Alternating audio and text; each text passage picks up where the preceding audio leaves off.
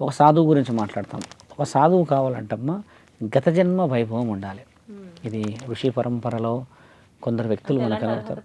అలాంటి అర్హత ఉంటుందంటే నీ వల్ల ఒక కారణం జరగబోతుంది అని అన్నప్పుడు ఆ గత జన్మ శాపంలో ఉన్న వ్యక్తులే సాధువులు అవుతారు. నా మాటేనండి.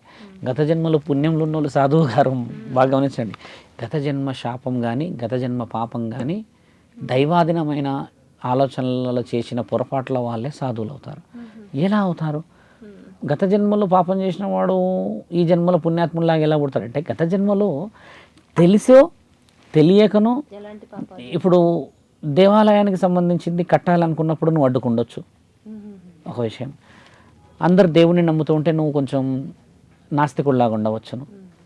అందరు దేవుడు గొప్ప అని అంటుంటే లేదు మా రాజు గొప్ప అని నువ్వు అనవచ్చును.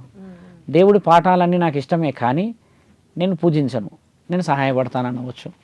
నీ విలువలన్నీ తెలుసుకోవడానికి నిన్ను కట్టుదిట్టంగా ఒక దగ్గర కట్టేస్తాడు ఈ కాషాయంతో. ఈ కాషాయంలో కూడా అర్థాలు ఉంటాయి. సమయం వచ్చిందని చెప్తున్నాము. శివభక్తుల్ని కదమ్మా నేను. మీరు శివభక్తులు కానీ ఎరుపు రంగు ఎందుకు వేస్తారని నన్ను వందల మంది అడిగారు, చాలామంది అడిగారు. మా కులదైవం నరసింహస్వామి, ముఖ్యంగా మా కులదైవం నరసింహస్వామి. అయితే అమ్మ నాకు ఇష్టమైన భగవంతుడు శివుడు. చిన్నప్పటి నుంచి శివతత్వం మీద ఎక్కువ ఇష్టం. అయితే నేను శివుడికి పూర్తిగా నరసింహస్వామికి మర్యాద చేయాలి.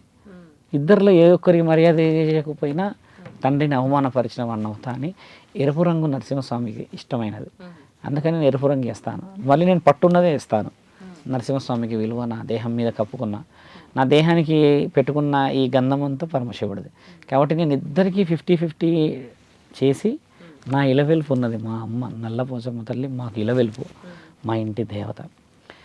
అమ్మకి విలువ ఎలా ఇస్తా అంటే అమ్మ నేను ఖచ్చితంగా అఖండ జ్యోతి పెట్టి అమ్మ పేరుతో మాట్లాడుకుంటాం. ఆమెకి మా ఇంటి ఇలవెలుపు కదా. ఇలవెలుపుకి అఖండ జ్యోతి పెడితే ఏమవుతుందంటే ఆమె ఇంటి వెలుగు అనమాట. ఇంటి లోపల ఉండే దేవతలు ఇలవెలుపులు, ఇంటి బయట నా తండ్రి నరసింహుడు మహాశివుడు. ఆశయంలో సాధకులు నాకు ఇద్దరు కాబట్టి ప్రతి కుటుంబంలో ఈ విలువలు ఉన్నాయి. ఇలా మన ఒక దేహాన్ని పరమాత్ముడు ఇచ్చాడు అని అంటే అమ్మ ఒక అర్థంతో ఇచ్చాడు. ఈరోజు ఒక మహాక్షేత్రాన్ని కట్టాలని తిరుగుతున్నాం, కేదార్నాథ్ ఆలయం. నేనేం ఆలోచిస్తా అంటే అమ్మ ఇప్పుడున్న యువతులందరూ చెప్తున్నా కేదార్నాథ్ క్షేత్రం అంత సులభంగా కట్టడానికి రాదు. ఎంతోమంది కట్టడానికి వచ్చారు పోయారు, అది వేరే విషయం. కొంతమంది ప్రయత్నాలు చేస్తున్నారు, అది విషయం.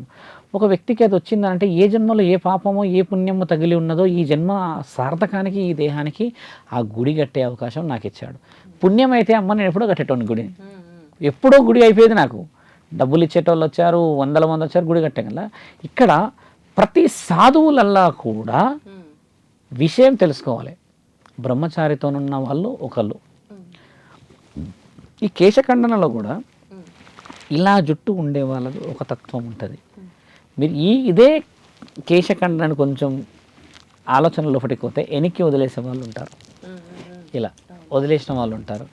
ఏ కేశఖండనైతే ఇక్కడ జుట్టు కడతదో, నా గురించి అని కాదు, జుట్టు కడుతుంది, జడలు కడతారో, ఎవరైతే దాన్ని పైకి కడతారో ఆయన గారు భిక్షాటకుడు అని అర్థం. భిక్షాటకుడు, భవతి భిక్షాందేహి అని నేను ఇప్పుడు ఇంటి దగ్గర భవతి భిక్షాంది అని అంటాను. నేను ప్రతి ఇంటి కూడా పోయి త్రిశూలం పట్టుకొని నుంచి నేను భవతి భిక్షాందేహి అంటే హడావుడిగా వచ్చి స్వామి యూట్యూబ్లో కనబడుతున్నాడు, కనబడుతున్నాడు అని ఆనందపడతారు, వస్తారు, మాట్లాడతారు, పోతుంటే వీడియోలు తీస్తారు, అన్నీ తీస్తూ ఉంటారు. ఈ జుట్టు ఈ పైకి వచ్చిన తర్వాత జడ కట్టిందని అంటే నీవు అడిగే భిక్షలో పుణ్యం ఆ ఇంటికి రావాలని చెప్పేసి పరమశివుడు ఇచ్చిన ఆజ్ఞ. ఒక విషయం, ఇదే జుట్టు ఇట్లా కట్టి మనిషి దేవి ఉపాసకురాలు ఉన్నారనుకోండి, అక్కడ కూర్చొని మాత్రమే నువ్వు క్షేత్రాన్ని పాలించాలా. ఇట్లా జుట్టున్న వాళ్ళు శివభక్తులకి ఇలా జుట్టు కట్టిందనంటే భిక్షాటనకి వెళ్ళాలి అని అర్థం. శివభక్తులకి చెప్తున్నాము, చాలామంది వినాలి. భిక్షాటన చేయలేని శివభక్తుడు భక్తుడు కాలేడు. శివుడే భిక్షాటనకు పోతే చిన్న అనుకూలం మనం ఎంత. ఇంకొక జుట్టు ఉంటుంది, కొంతమంది చాలా స్టైలిష్గా హెవీగా చేస్తారు కదా, వీళ్ళంతా మోడర్న్గా భగవంతుడు వాళ్ళొక క్షేత్రంలో కొన్ని ఆస్తులు ఉండడం చేత వస్తేంది రాకపోతేంది, భక్తులు వస్తేంది పోతేంది. దువ్వెన పెట్టాం చేతులతోనే, ఇట్లా అంటామని చేతులతో. దువ్వెన పెట్టడానికి రాదు, నాదంతా జడలు ఉంటుంది, ఇంతలా బలంగా ఉంటుంది, అది జడలు పెట్టడానికి రాదు. విగ్గే కదా మరి. విగ్గు ఇప్పుడు చూడమ్మా ఎన్నేళ్ళ సాధన చేస్తే ఎన్నేళ్ళ సాధన చేస్తే అంత జుట్టు వస్తుంది. ఇప్పుడు ఆడవాళ్ళు అయితే చిన్నప్పటి నుంచే పెంచుతారు కదా, ఆడవాళ్ళకు కూడా ఉండదు అది. అది ఒక దాన్ని ఏమంటారంటమ్మా, ఈ హెయిర్ ఇలా తీసామనుకోండి జుట్టు కొన్ని, ఆ దాంట్లో ఆ జుట్టు కలుపుతారు, అది కలుపుతారు. అవంతా వచ్చేసి ఎలా దేని జుట్టు వస్తుంది అంటే ఈ సావురాలో దానివల్ల ఆయనకి స్పాండిలోసిస్ వస్తుంది ఫ్యూచర్లో. మెడ నరాలన్నీ తెగిపోతాయి బరువుకి. ఇప్పుడు ఆనందంగా ఉన్నది వయసులో ఉన్నావు కాబట్టి, కొంచెం వెనక్కి ఒరిగామంటే పైకి లేవడానికి కూడా రాదు నీకు ఇక.